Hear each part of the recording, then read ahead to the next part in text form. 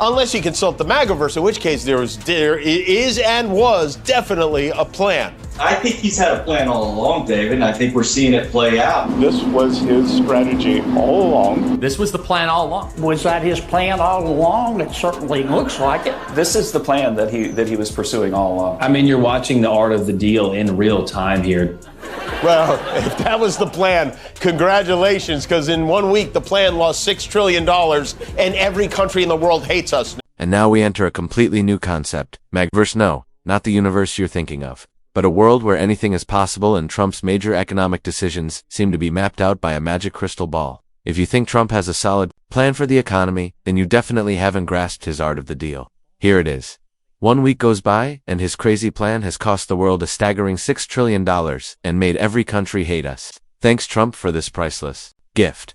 That's the art anyone can learn, as long as you don't. We have a president in the Oval Office who is putting the world on notice. The phones have been ringing off the hook, wanting to talk to this administration, this president and his trade team to try to strike a deal. And it's because the world knows that they need the United States of America. They need our markets, they need our consumer. The president has a lot of leverage on his side because he has the best economy and the best country in the world that he leads, and he knows that.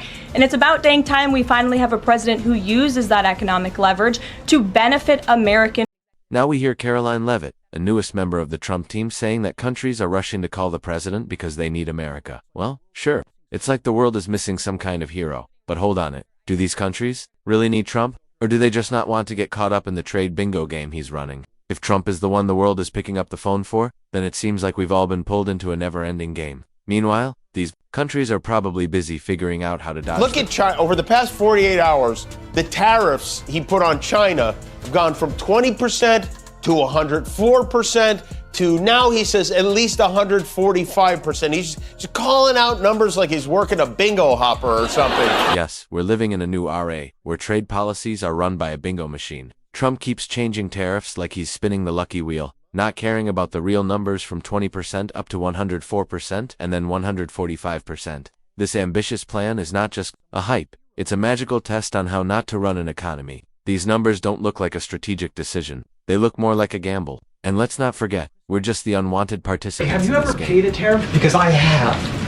They don't get charged on foreign companies, they get charged on the importers. And ultimately, when we have fair and balanced trade, which the American people have not seen in decades, as I said at the beginning, revenues will stay here, wages will go up, and our country will be made wealthy again. And I think it's insulting that you are trying to test my knowledge of economics. Now Trump is lecturing us on tariffs and how they're going to save the U.S. economy. But let me tell you this, when Trump says importers will pay tariffs instead of foreign companies, it's like telling you can eat pizza without cheese, right? Tariffs are supposed to be the magical remedy to make the economy rich again. But the numbers on his paper never reflect the harsh reality. It's like he's selling us a washing machine. He focused on?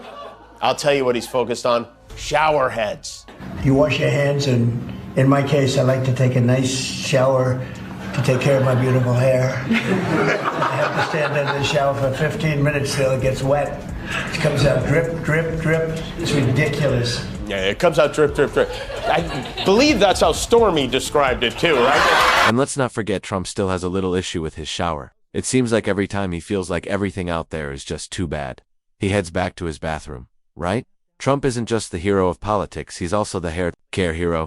But seriously, we can't help but laugh when he talks about showers like there's some national issue that needs fixing. And then there's Stormy in this story, just like an extra twist in the political comedy movie we're all watching. Amidst the ridiculous numbers and endless lectures, we can't help but feel like we're all part of a play with the director having some fun at our expense. But hey, at least we're getting some laughs while the world is silently dying from these strange decisions.